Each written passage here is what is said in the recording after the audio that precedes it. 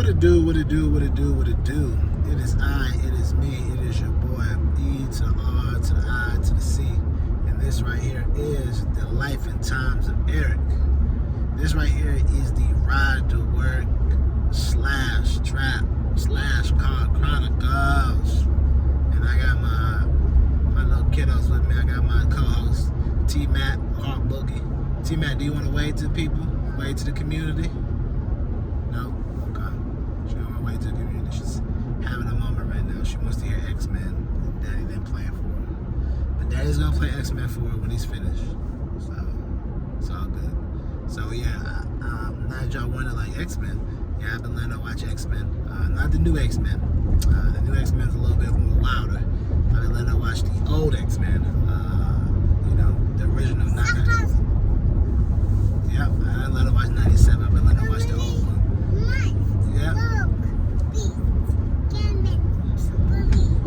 See, told y'all. My baby be knowing. We be out there watching it. Oh, Wolverine. Morph. Bishop.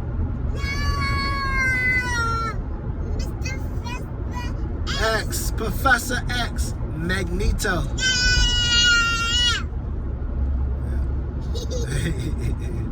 So yeah, we were watching it. I just be trying to. It's kind of weird. No, not kind of weird. We respect that. Let me check that back. It's very different. It's interesting because when you have a kids, you literally have to teach them everything that you know. So that's why a lot of times in life, a lot of kids might know other things that other kids don't know, because depending on how your parents' knowledge base or their ability to consume information or their ability to want to consume information, they're able to pass that information down to their kids. That's why a lot of times some kids' parents or some kids are equipped better in the world when it comes to financial literacy, understanding how money works, understanding how, you know, life works, dealing with certain situations, dealing with certain careers, because their parents have absorbed that information or learned from their parents or learned from their community, so now they pass it down to them. That's why they always say it takes a village to raise a child, and that's why they always say it definitely makes a difference about who the type of people you hang around when it comes to raising your children.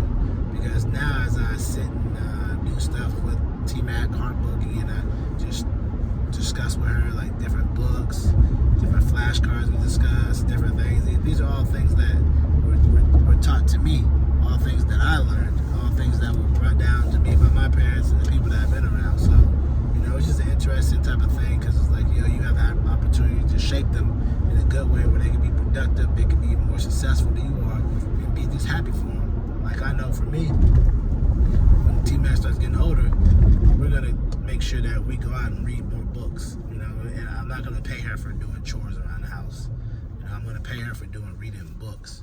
I'm going to pay her for reading books and give me PowerPoint presentations on them, because I want to get into her mind and Heart Boogie's mind that, you know, you don't want to always be working for $1. You want to be able to use your mind, create something, and have that creation bring you money.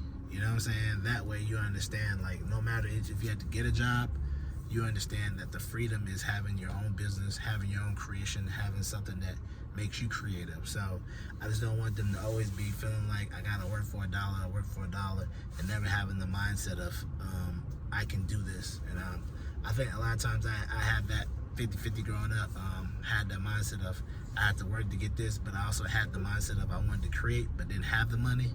So it was like I had to work to get the money to pay for the creation. So it's, you know, that type of situation. Or always feeling like, man, if I want to make some money, I gotta go get a job. Instead of thinking that, hey man, I want to make some money. What can I create?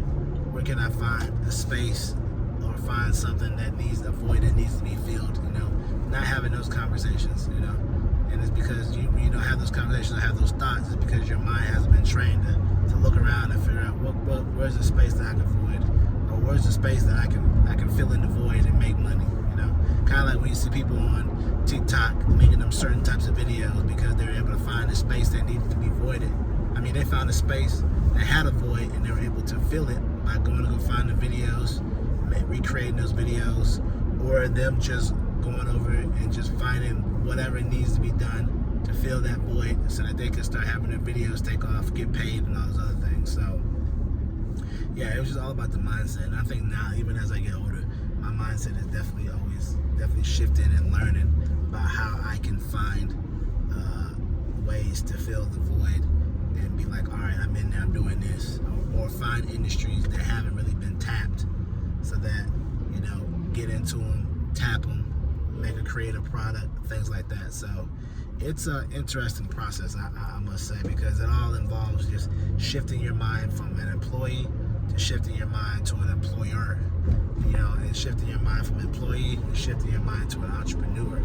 So when you have that type of thing going on, you have to constantly always be looking high level view, not just in the weeds of things, trying to figure out, how can I work this? How can I work this? Your mind has to be shifting, like, how can I come in, change this? Or how can I come in and do this, do X, Y, Z, so that I can make a profit from it and really change my life and my perspective of things. So I say all that to say that's the type of things I want to change for her.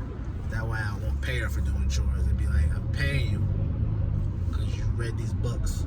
I'm paying you because you read these books, you did PowerPoint, you know, whether it be Mastering Money, Think and Grow Rich, economics, whatever books it is. It's going to be a whole list of books that she's going to have to read and then get her mind right, so that constantly as she grows up, she's like, yo, I mean, this is a job, this is cool, but my dad taught me I need to think for myself and create my own thing. So even if she creates something that doesn't work out, hey, failure is a part of life. Failure gets you closer to success.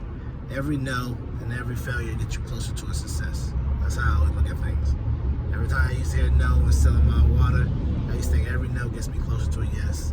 Every failure gets me closer to success. Because remember, you only have to be right once.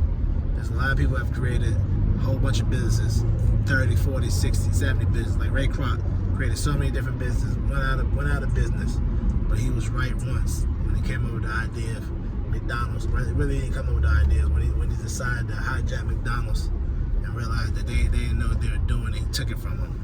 So you only have to be right once, and after that, the rest is history. You know. So same thing with Facebook.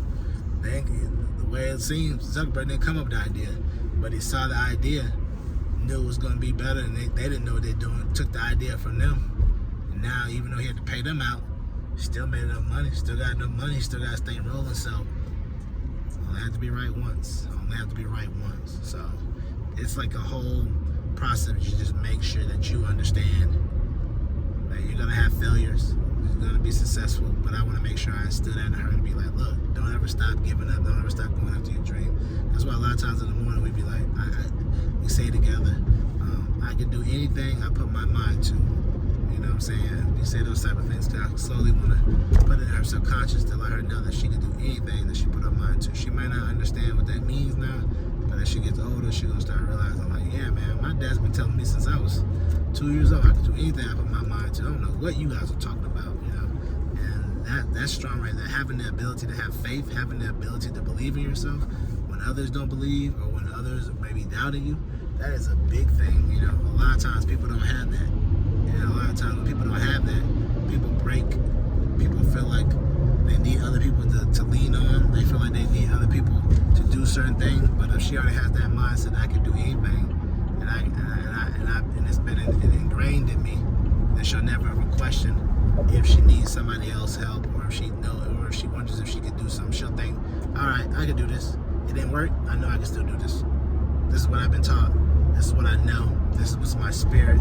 It's almost like having faith. People have strong-willed faith that no matter what happens, like they be like, I know this is gonna happen for me. Well, how you know? You've been with this don't matter. It's gonna happen for you. It might not happen today. It might not happen 6 weeks from now or 2 months from now, but it's gonna happen. And sure enough, their faith is so strong-willed that it does happen. And that's how she's gonna have to have that strong-willed faith. And no matter what other people are saying, she's gonna believe it's gonna happen for her. And that's the type of thing that I'm working on, putting into her subconscious. And of course, I'm gonna put it in the heart boogies. And of course, you know, our third child, EJ, I'm gonna put it in his subconscious as well too, because we already received and thankful, we already received and claimed EJ. So our third child being a healthy baby boy. So these are certain things that you as a parent, you want to make sure that you pass on to them, so that when they have kids and they get married, when they get married and have kids, they'll pass it on to them. And, you know, the whole generation going forth, you just know, like, positivity and believing in yourself and that you can do it. But yeah, like I always say, the word for the hour, the word for the year, the word for the month is be intentional, be meticulous. Be intentional. Be intentional what you want. Be meticulous about how you're going to go get it.